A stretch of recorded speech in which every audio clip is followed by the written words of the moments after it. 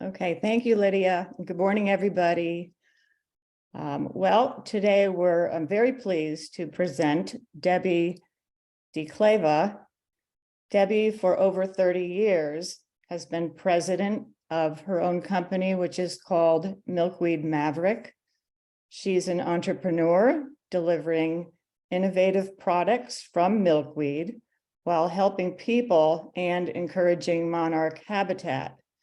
Additionally, Debbie is the founder of Sustainable Monarch, which is a 501c3, which protects and promotes biodiverse landscapes, social justice, regenerative agriculture, and education.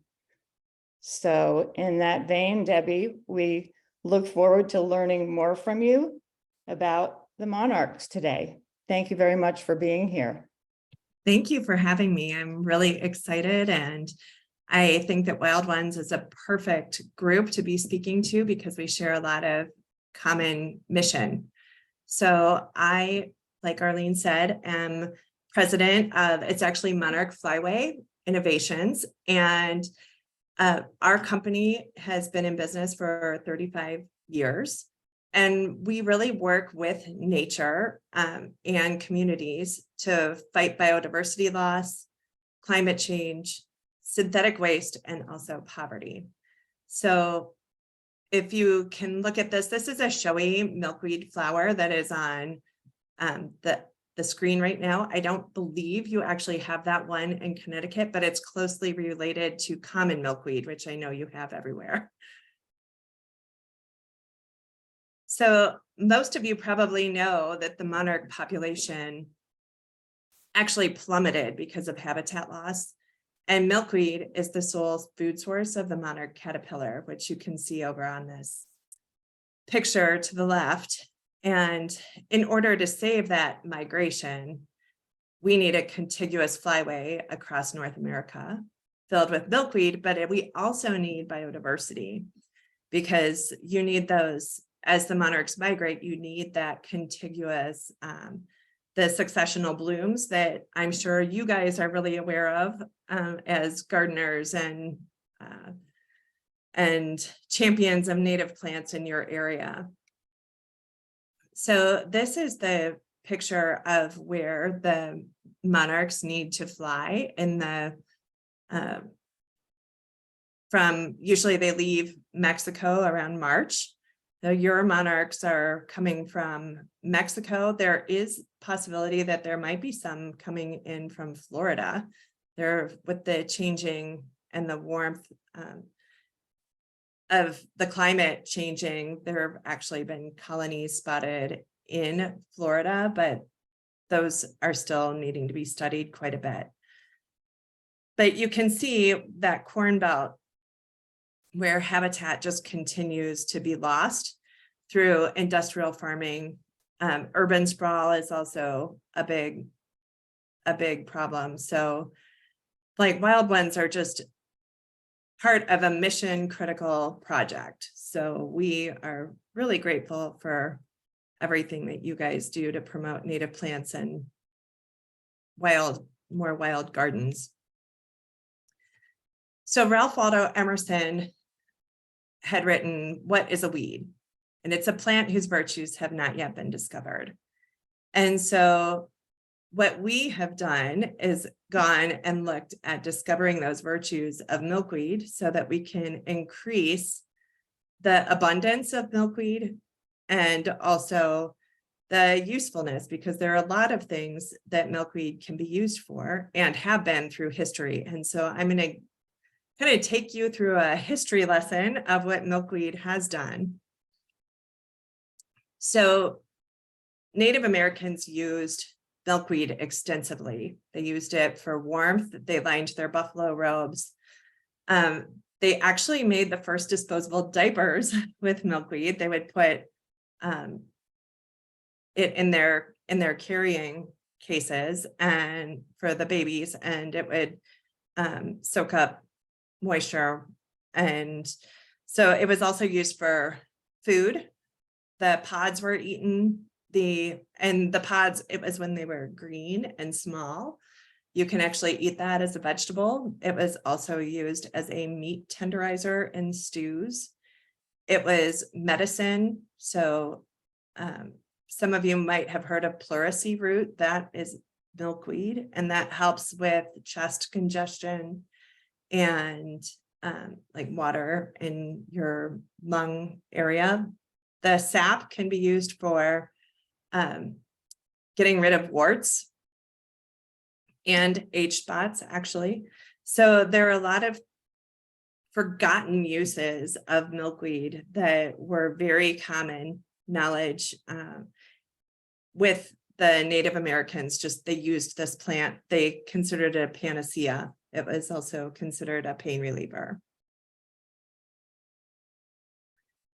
So a lot of people don't realize that milkweed was used in the cosmetic industry. And this milkweed cream is one of the most successful products for complexion creams. It started in 1892 out of Detroit, Michigan, and it was sold up until 1946. So it has the longest running milkweed product on the market and most successful.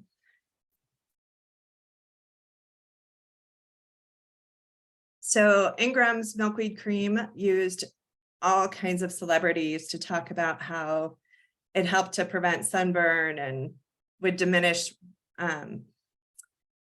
wrinkles and freckles and sunspots. And what we have found is there's actually ingredients in the milkweed seed oil that do those things. And so what the movie stars were saying, this one on the right, this ad on the right is Cleo. And she rode horseback from, I think, New York to California and only used Ingram's milkweed cream for her face and was, just telling everyone how great it was. So they used a lot of testimonials. So Bristol Myers Squibb actually purchased Frederick Ingram's milkweed cream in 1917. And the line continued to grow. It was it was actually a powerhouse in the cosmetic industry. And then in 1936, they were sued by the FDA or the FTC for outlandish claims with the freckles and the age spots and wrinkles and all these different things. So what a lot of people don't realize that in 1936, a lot of native plants were targeted to be removed from commerce. So this really started the downfall of native plants, because when it's not something that people can use or integrate into their daily lives, it actually takes people away from nature. And it also, everyone needs to make a living somehow. So if you cannot make a living by using milkweed or goldenrod or these different plants that were extremely useful and integral to daily life, it divorces you basically from the natural world. And there are rumors that the 1936 war on native plants came from the Rockefeller and DuPont families, because it was the point where science is better than nature.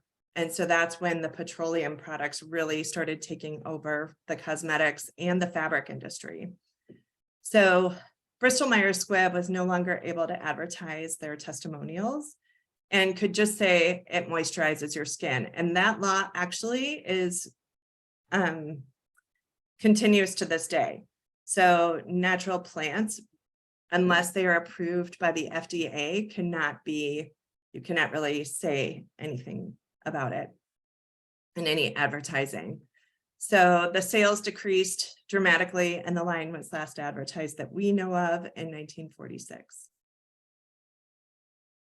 So as the milkweed was waning as a cosmetic ingredient, Dr. Boris Berkman focused on the floss, which is the tufts of fluff that come out of the pod. And it is hollow and water resistant. And he invented the Milkweed life jacket. So at the time, we were at war with Asia, and they cut off our kapok supply, which is a tropical tree that has big pods, not unlike milkweed, but they also are hollow. The fibers there are hollow and water resistant. So they went out and collected over 12 million pounds of milkweed pods for Mae West life jackets. And they made more than 1.5 million life jackets for servicemen at that time. And that was in a pretty short time frame, actually, probably 1942 to the end of the war. So how did they get that? They actually had this comic, The Backyard Lifesaver, and it goes through a whole progression of even a botany lesson, like this is what you want to be looking for. This is milkweed. You can just go pick the pods. They give you detailed instructions. You want to be sure that they're hanging up on a fence. And then it shows these happy sailors who were saved by their milkweed life jacket. So it really did a lot to motivate, greatest generation, right? Everyone was out doing whatever they could to help with the war effort. And a lot of children, because they were home, not home, but like on their way to school, even they would have a bag and they would be walking to school and collecting milkweed pods for the war effort. So here is a group of kids that are showing their milkweed pods that they picked. The boy on the right is actually modeling a Mae West life jacket. And the motto of the day was 2 bags save 1 life. So if those 2 bags that the girls are carrying, they're, basically feeling like I'm saving, my father or my brother or my, just whoever, uncle, grandfather, whoever's over at the war. So they were highly motivated to go out and help with that war effort. So after the war, it was really heartbreaking for Boris Bergman because he had focused on high volume, low value products. And of course he did, because he had 12 million pounds to work with, right? So he had filed over 20 patents that involved milkweed, and he ended up going bankrupt. He really saw milkweed as the crop of the future because there's so many ways that you can use it. But because he needed so much of it to do the different things that he wanted to do with milkweed, it was really hard for people to be motivated when they're not saving lives, right, with milkweed. So people quit picking it, or the cost to pick it was higher than what the value of the products they were doing. So that was one thing. Also at this point, it was what they call the Green Revolution, which is when they started really intensive agriculture, and milkweed was unwilling to grow in a monoculture. And so since it was unwilling to be tamed and it wanted to be a wild plant,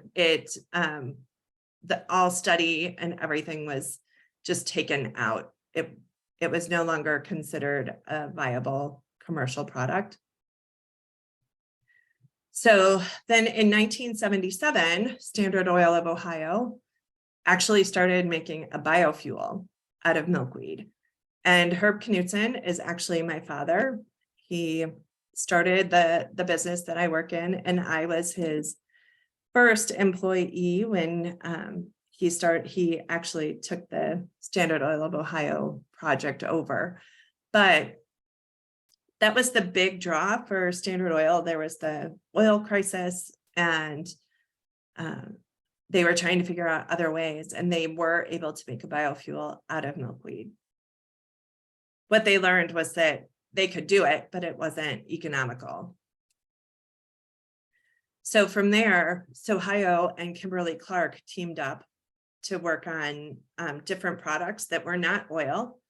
And what they learned was milkweed is a great insulator. So they had a padding that actually could go into outdoor gear that was 60% milkweed and 40% binder. And that was all done at Kimberly-Clark. They learned that you could do medicine delivery with the floss. You could do prosthetic pads and bandages with that. That was all in the early 80s. They also learned that the milkweed fiber will absorb 4 to 7 times more oil than polypropylene. It could be used in yarn and fabrics. And then when you take the waxy coating off of the milkweed fiber, it becomes a super absorbent. So you could use it with diapers, hygiene wipes, facial tissues. There are just a myriad of uses for milkweed fiber. So as it happened, British Petroleum came over and bought out Ohio and eliminated all the businesses. My dad was actually head of new ventures, vice president of new ventures for Ohio. And the milkweed project was just one of many. They were trying to develop a huge battery that could store power, which we're still working on, not we, but I mean, just as a group of people, we're still looking for a solution to that problem. But he really loved the milkweed project, and he purchased that, the milkweed business in 1986. So at that point, Kimberly-Clark basically said, we really like you, but we like working with Ohio, and there's $600 million in research funds compared to you and your retirement fund. And so he was trying to figure out, well, how can I make this idea, stay alive? And so what he did was started a down comforter and pillow company. He had first gone to the American Down Association and said, I have this great fiber. It helps increase warmth in down, and it also will wick moisture away from your body, because that fiber, which is covered in wax, will transfer moisture away from the body. So it makes it more breathable and more comfortable to sleep under than all down. So it's also hypoallergenic. So it was something that wasn't seen yet at all in the textile industry. And so he had tried to convince other down companies to take this on, and no one would do it. And so he's like, well, I need to sell something or I'm going to go out of business. And so he established Ogallala Comfort, which is the name of the town that we're located in. And we sell down comforters and pillows. It was established in 1989, and we're in a lot of different stores, specialty stores, and then we have our own retail store. So it's one of those things that, almost like a little red hen, right? Like, okay, no one's going to help me do this. I guess we'll do it ourselves. And that was what we did.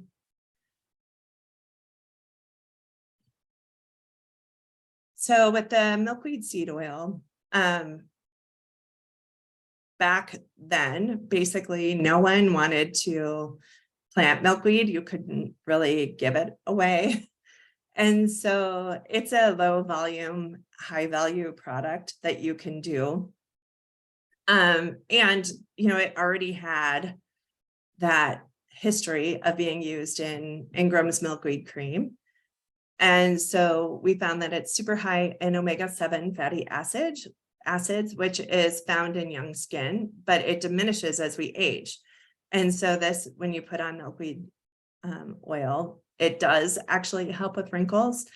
And it also contains fatty acids, antioxidants, magnesium, calcium, zinc, all these different things that you need in your skin to make it better. So we really looked at that. We started a body care line that was not successful, but it's one of those things where, when you're a company, a lot of times the things you try do not work. But at that same time, my two boys, Jonathan's on the left, he had horrible eczema.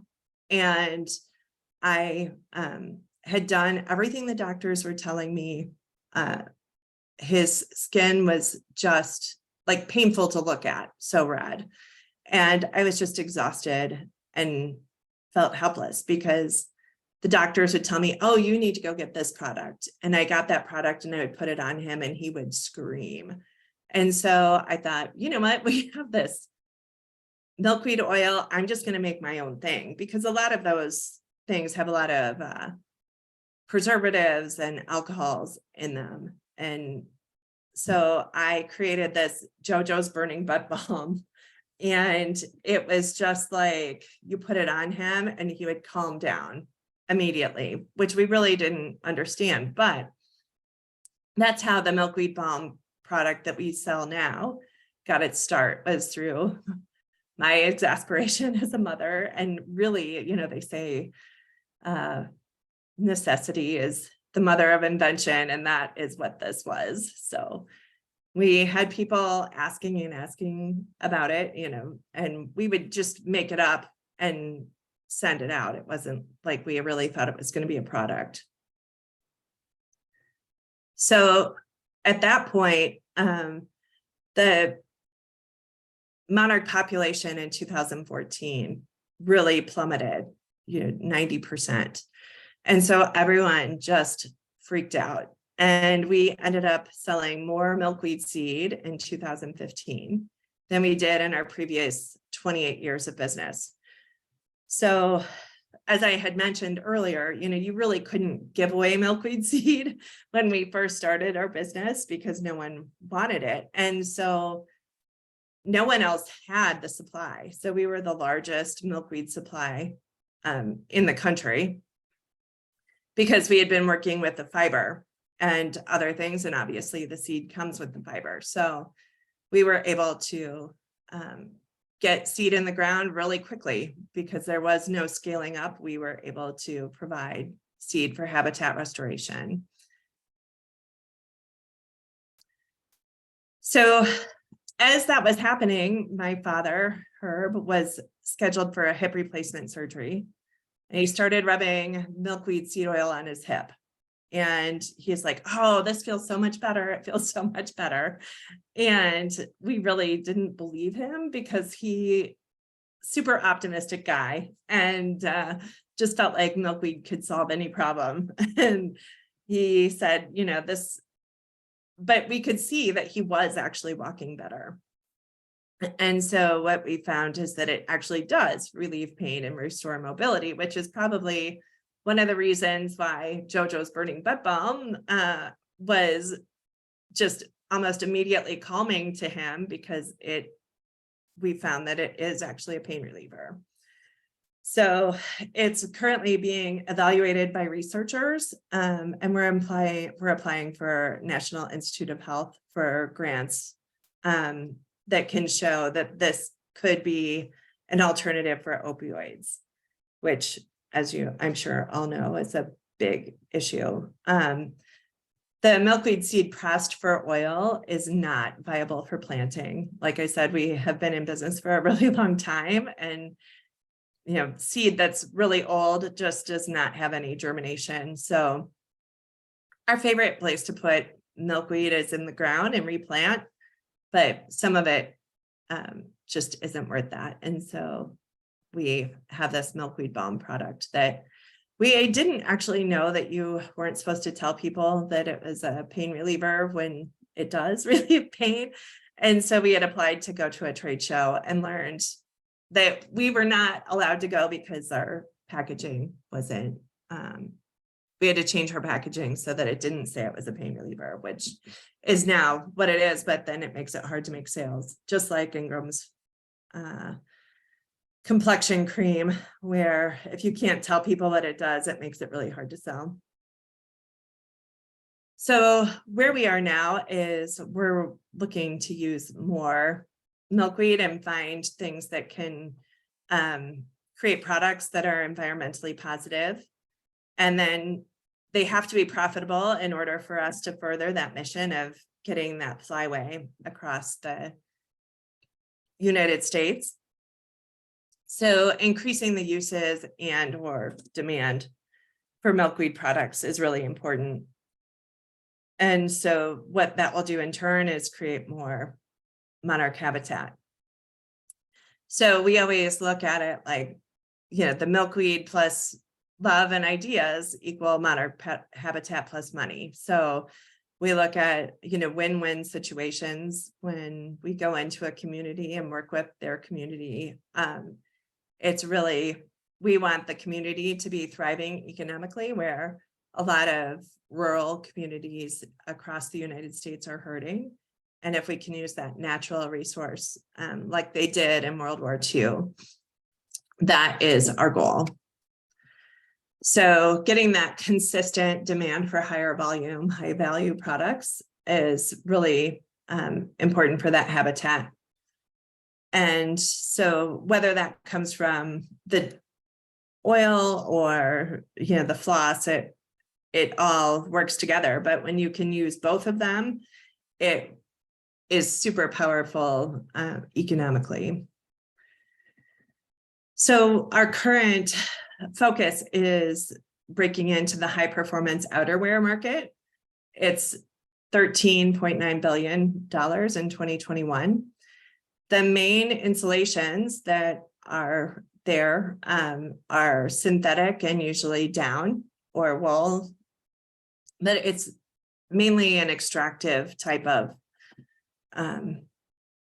situation that's being used to source materials. And so what we want to do is, improve resource efficiency and consumption and production. So recently we launched Milkweed, which is 80% milkweed fiber. It has all of the qualities that they worked with, when Sohio and Kimberly Clark were working together. And so we're able to make this insulation that is water resistant. It's super lightweight and obviously vegan, and it's also washable. So that is a picture of prototype fabric that we had worked to make. So going into the responsible consumption, using Milkweed actually would reduce waste by 88 to 94% per meter, that synthetic waste. So I'm sure you've all heard of Thinsulate or Primaloft. When you look at substituting what we have with the Milkweed, it would reduce that synthetic waste. And again, because of the natural properties of the hollow fiber, it is a really great warm fiber to use for applications like this.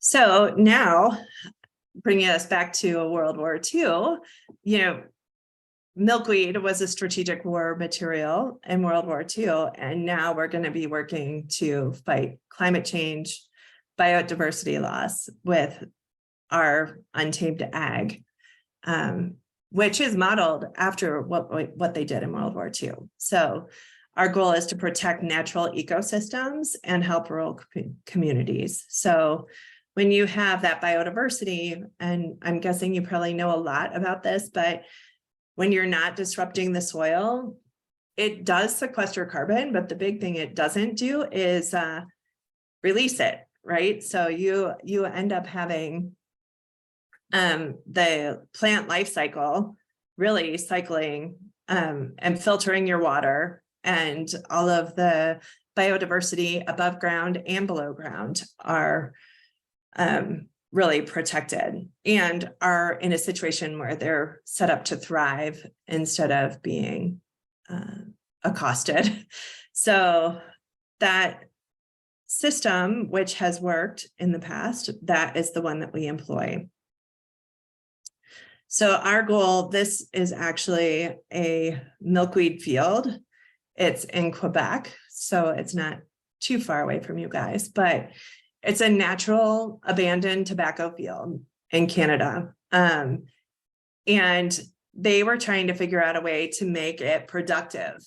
And so people were doing research on it, and they found us and said, oh my gosh, you guys are doing something, because they were actually going to go in and kill off this field so that they could have it monetized and make the farmer money. And so we worked with them to save the field. You can see in the low part of the picture, there's some goldenrod there. Within this ecosystem, there's all kinds of grasses, successional blooming plants. These are the types of places that we are working really hard to identify and save. Untamed Ag, basically, it's rich in biodiversity. There's no irrigation involved. There's no chemical inputs. They're deep-rooted perennials, so it filters water and increases soil health, and of course is healthy monarch habitat. So our goal is to find fields like this across the migratory path and work with communities to turn it into an economic driver for them. So as you can see from we employ the same kind of thing that they did in World War II, going wild. And that is just when people get paid for pods, they are a lot more apt to protect their milkweed stands. And the other thing it really does is get people into nature. So it encourages biodiversity and all these different things, but it also, I am sure some of you have children or grandchildren out there that it's really hard to get them out, to go play out in nature.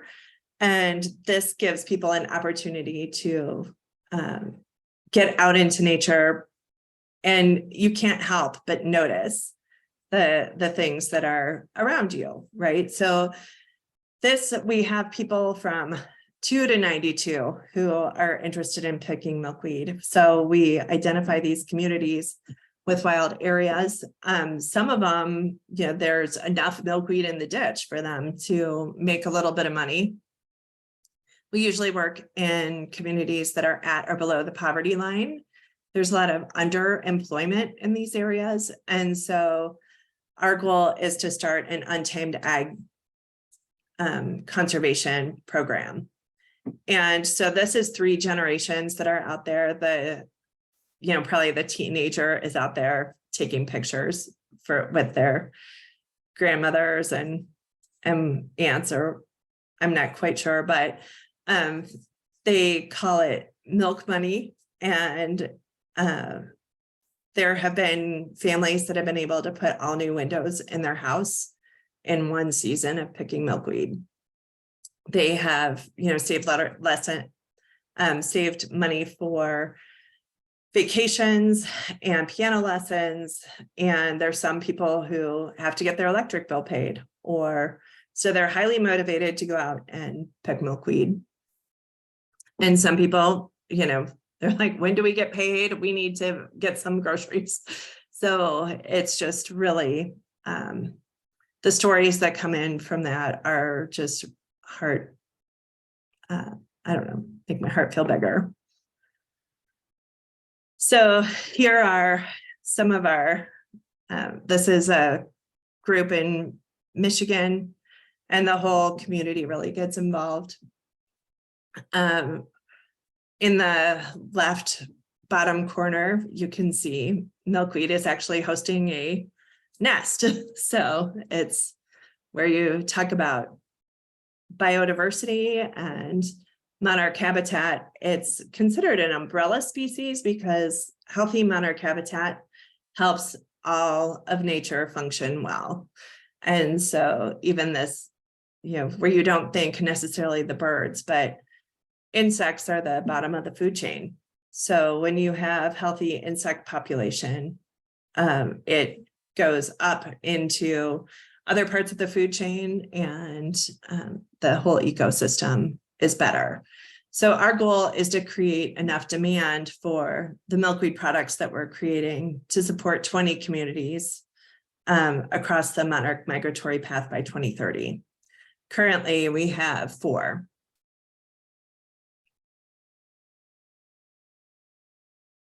So as we see it, protecting the monarch migration, while Wild Ones and other organizations, especially the DOTs, the Department of Transportation, are working really hard on getting milkweed in their landscapes because they're realizing what a critical piece to the puzzle that is. But in order to make that a long-term project, we believe that we need to get more milkweed products into the market that are sustainably sourced and grown in such a way that helps the overall ecosystem. We also need to get processing systems that can be replicated. Milkweed grows on every continent except for Antarctica. So this is something that could actually go to Africa.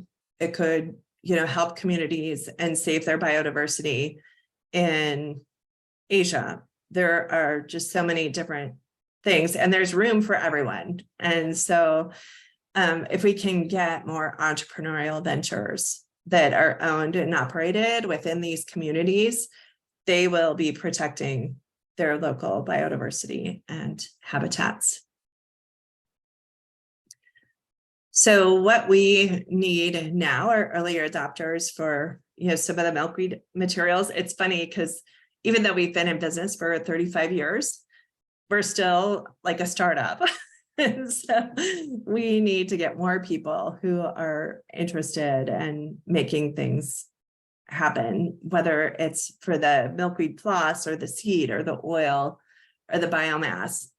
It's really hard to have people grow things if you can't sell it, which is why it gets turned into corn or soybeans or other industrial agricultural commodities. So our capacity building that we want to do is through community expansion.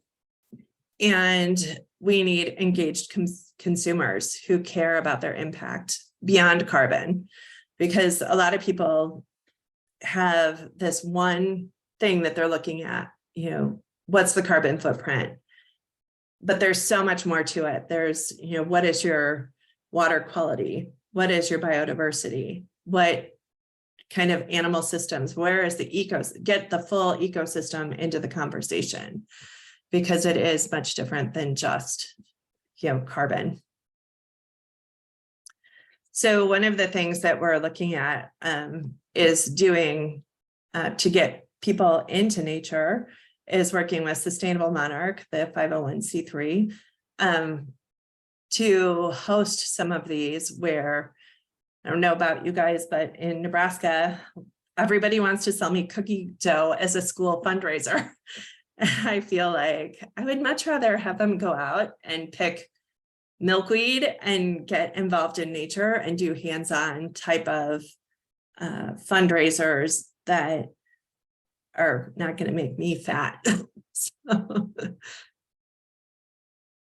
So in that paragraph with Ralph Waldo Emerson, where it said, a weed is just a plant whose virtues have not yet been considered. He went on to say within that same paragraph, time will bring an inventor to every plant. And that is really where we are. We are inventors. We are trying to move these plants from weed status to actually a functioning part of society. And we've really shunned them. We've gotten Roundup and sprayed them all off. So many chemical inputs. And whereas if we learn to work with nature, we are going to be a lot better off in so many different ways. So the milkweed future really has a lot of what is your imagination? I can't do it all, right? We have to have more people join in and start making products and making this fiber that could be used in clothing and building materials, so many different things. We just need to be able to see it. And so our goal is really to show people this is what the future could be. And let's work toward that. So with all of that, all those products, one of the big goals is getting monarchs to Mexico through this market-based conservation. So I am ready for questions if you guys have some.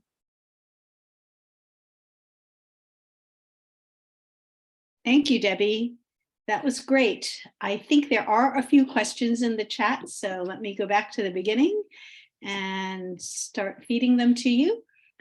So the first question involves, you have just been referring to milkweeds, and you have sort of inferred that there are different milkweeds that grow in different regions of the world. But what variety, have you compared different varieties of milkweed in terms of their economic utility for floss or oil?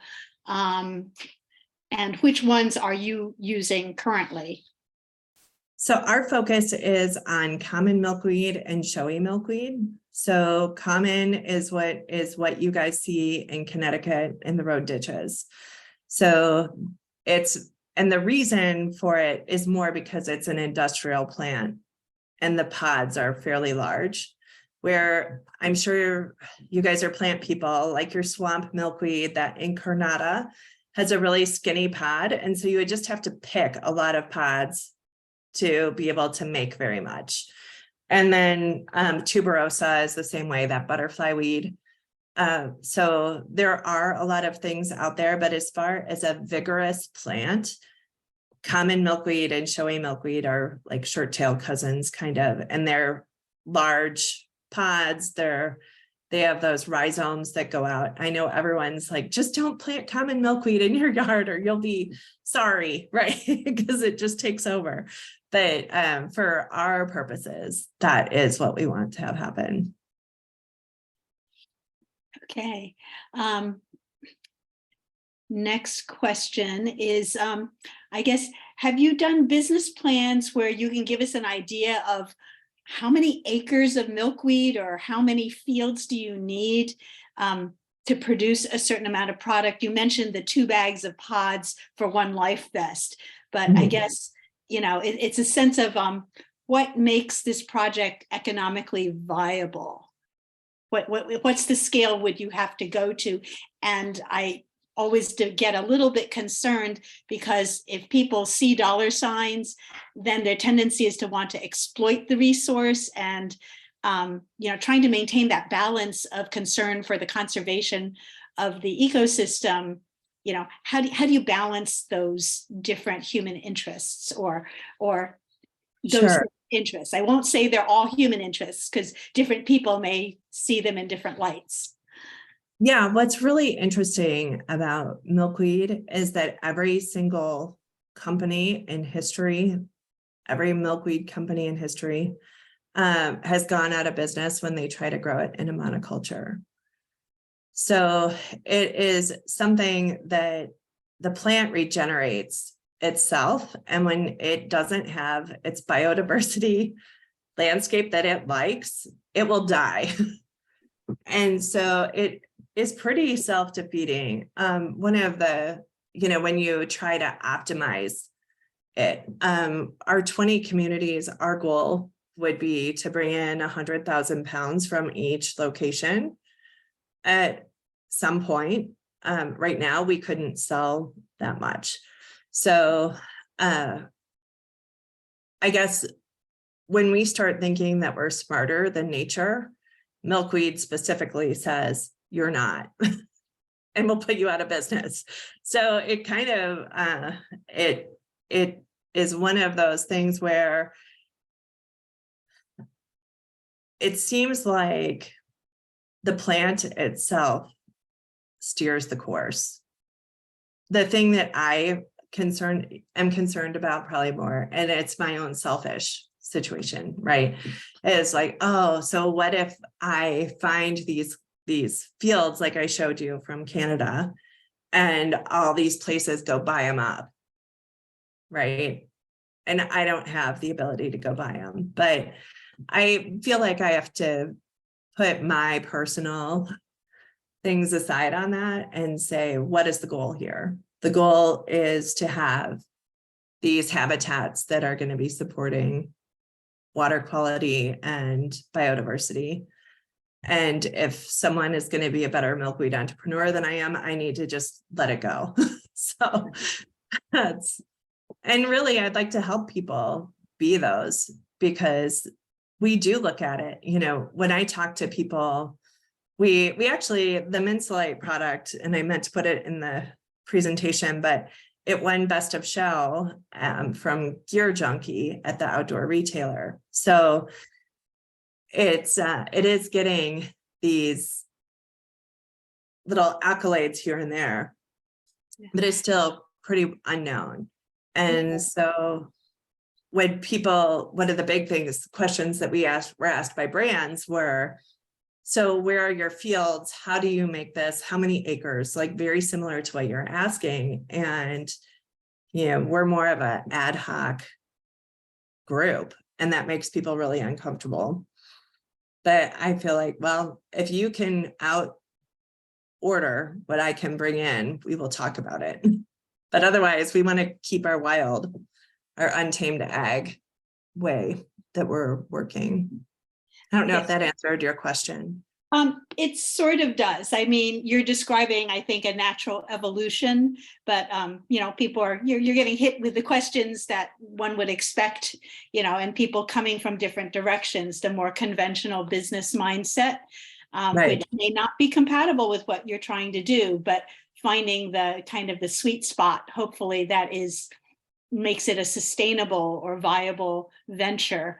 And what does that look like? Maybe it doesn't look like a conventional business. But on the other hand, people are asking for those products you described, like the Minsolite products or the creams. If you sell them, could you perhaps type into the chat when you get a chance at the end where they can go online, perhaps to purchase these products? Or if you are working with any companies as distributors, and then you mentioned the company like your Ogallala Comfort. So if you could give us a list of those products Sure. that are currently available, I think there's definitely interest. Great. And I guess going back to maybe a related question to the one you just answered, are your collectors wild harvesting? Which I think the answer is yes. If so, how do you ensure that it's sustainable?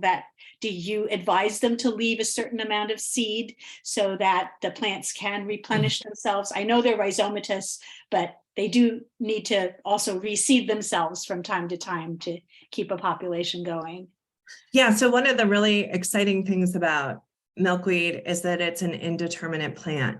So it's one of the reasons why like mechanical harvest is not that desirable, aside from the fact that, like we've made all the mistakes in working with milkweed, and the plants do not bounce back well, and then you don't have a harvest the next year. So, but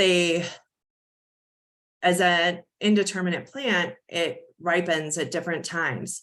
So before we ever start picking, there are pods that have blown out, because otherwise your other pods are going to be immature if you start picking before everything.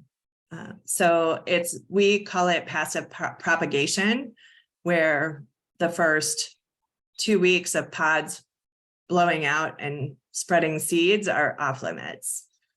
So, and even, then you have your middle pods that you can pick and still bring in plenty. Okay. Another question is from somebody who has acreage in north central Texas. Do you know offhand what would be the appropriate species of milkweed to plant there? Is that within the range of the showy milkweed? There is some showy milkweed that works there. It's a little dry, but there is antelope horn milkweed, and there's actually, I think, about 7 different species, and they're showy. Antelope horn is one that is definitely a possibility, and I don't know if the person knows what variety they have, or if they have. They're asking if they want to introduce more. So I think they're talking about acreage that is not currently a natural milkweed field, but they'd be more happy to convert or encourage more milkweed growth there. So one of my suggestions would be to look at the range maps on BONAP, the Biota of North America, and just like search on milkweed, search on Asclepias, and see which species come up that show you they're in your region. Right. And the other thing that we always tell people is that if you're looking to do something like that, our recommendation would be to go to your road ditches and get your seed from there. So I know it sounds kind of weird, right? but no, it doesn't. I mean, that's how you get your local ecotype seed. And I know that's one of our issues. That would be the best way to do it. Yeah, here too, it is there are not many commercial sources, and maybe you don't actually want them at a certain level. If you can get access to your local native seeds, yes, right. Harvest them, just harvest them sustainably, meaning take a small percentage to then distribute into a new location. Yeah, and we figure that a minimum of 20 to 30% of seed keeps going out. And then with the bags that we have where there's a loose mesh, when those pods dry, there's seed falling out everywhere. So, like it's, like I said, we call it passive propagation. It's not like we're necessarily going out and planting milkweed, but we're definitely letting it plant itself. Great. Okay. Arlene asks how you identify new communities to help harvest more milkweed. Are you looking for certain community attributes, or how do you get people to come to you? So most times people come to us. So they have heard about us, or they're a lot of times people who are like, I really need to make some extra money. How do I do that? And they will find us. And then, our big thing, there's a lot of trust involved in us because we send quite a bit of money to these communities. So, some of the places that we've worked with, you end up with rocks in your bags and all kinds of different things that end up with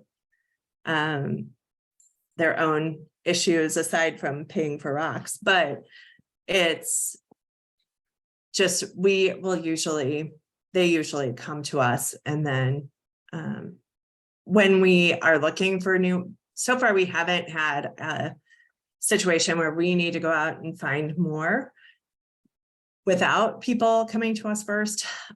So that's been a blessing, but just getting the word out, like in different situations like this, where I'm able to talk with, 40 people who don't know that milkweed even does anything, other than support monarch habitat. So it just is word of mouth mainly. Great. I'm just checking. There's a more biology question here. Somebody who has a small milkweed patch. Some of the pods are full of big seeds, but many other pods contain tiny seeds, which look as though they haven't been fertilized and they just want to know if they're understanding that correctly, or if they might have two different varieties of milkweed. And I think that may be a difficult question to answer without seeing what they're talking about. Yeah. Is it in the same pod? Tom, you can unmute yourself if you want to talk to Debbie to elaborate on your question. This is from Tom Janke. I'm trying to unmute. Can you hear me? Yes, we can hear you now. Go ahead. Okay, this is a small patch of milkweed and the pods seem to be the same size. They're full of the floss. Some seeds are all in one pod. Okay, some seeds are what I would call normal size. They're a little less than a 1/4 inch in diameter. And others are tiny. They're like a 1/16 of an inch. And do you know the variety, Tom? no, probably the common milkweed. I mean, it's grows there wildly. Yeah. I have no idea what it is.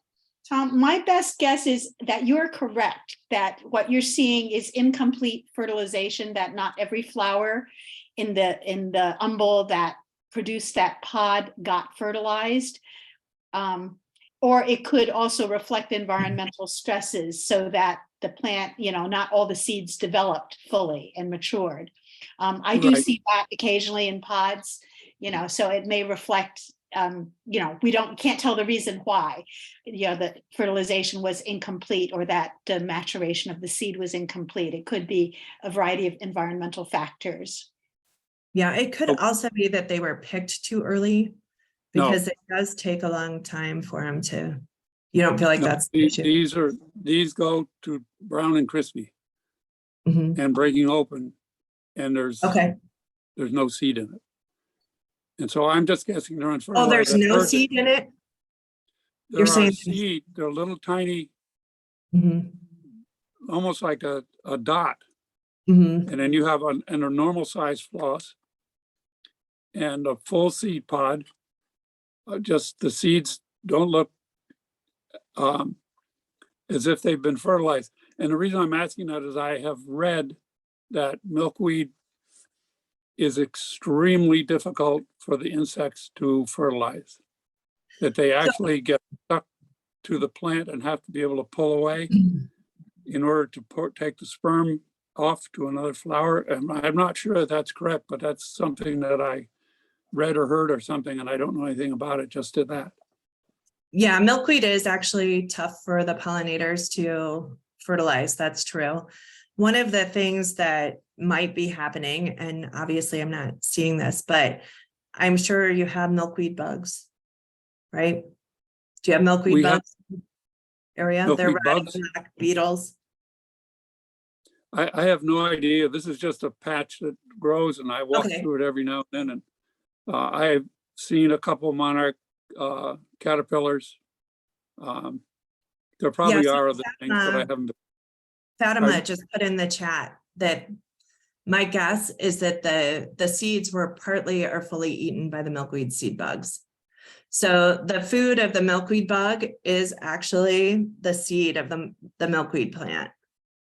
So and you don't hardly even see a hole or any kind of bug infestation in there, which is really frustrating because you'd love to know what's happening. But a lot of times those milkweed seed or the milkweed bugs, they're little milkweed beetles. That is their food. I've opened up pods before and I just have like all these little milkweed bugs coming at me. It's pretty shocking when that happens, but my guess is that the seeds were eaten because they don't mess with the floss. Yeah, it turns out there's a number of insects that are milkweed specialists or are able to consume different parts of the milkweed plant despite the latex and the toxic chemicals that they produce to protect themselves. I mean, it's part of the beauty of the ecology of milkweed, and it's perfectly normal. It's only when things get out of balance and, too high a percentage of, the seeds get, you get an overpopulation of one kind of insect predator or something, and things can hopefully only for a short term be out of balance. But normally there's enough for everybody, but you will see evidence of herbivory or, the predation of other parts of milkweed plants other than by just monarch caterpillars. Correct. Yeah. Okay, thank you. Okay. If there are questions that haven't been answered, feel free to raise your hands and we'll call on you and you can ask the questions yourself at this point, because I'm not sure I've caught everything. So if your question hasn't yet been answered, go ahead. Down at the bottom, you'll see a reactions button and you can hit the raise your hand, and I'm going to try to make sure I can see people on my screen so that if a hand gets raised, I can call on you.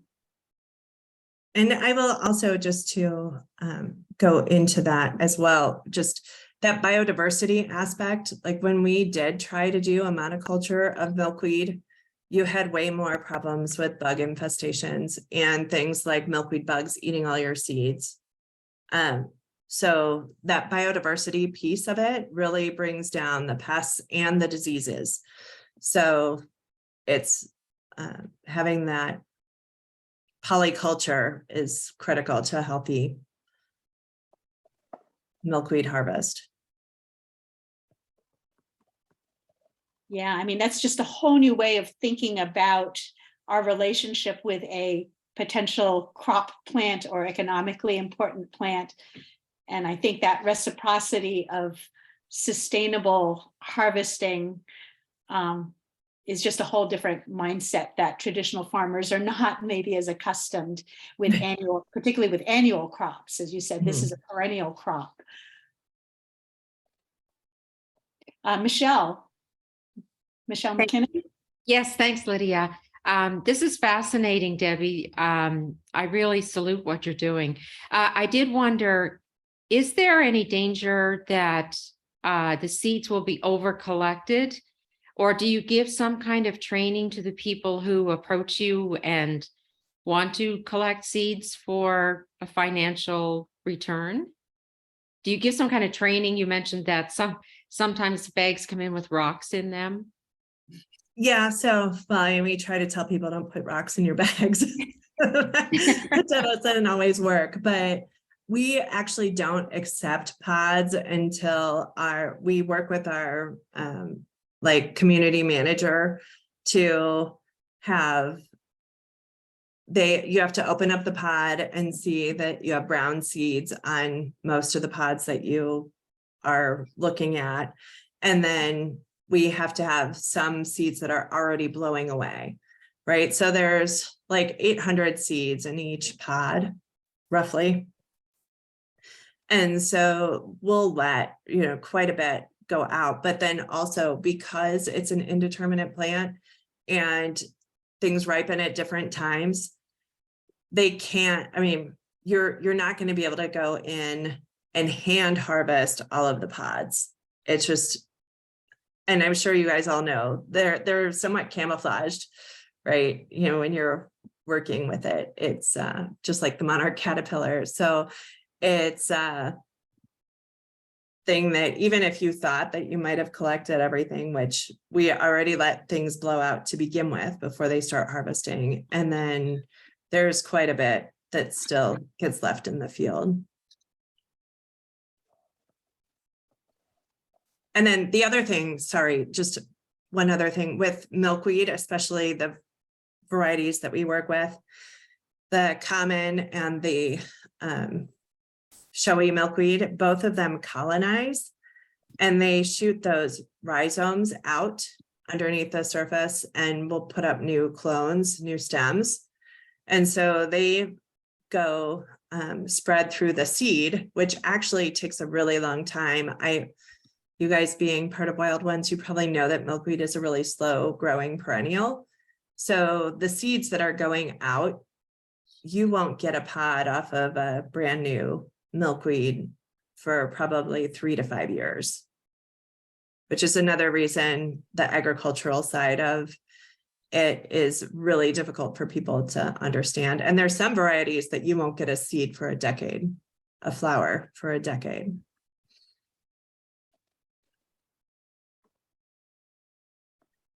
Which is one of the reasons we go out and find milkweed and monetize it rather than plant it. Okay, great. Lots of great information in that answer. Thank you.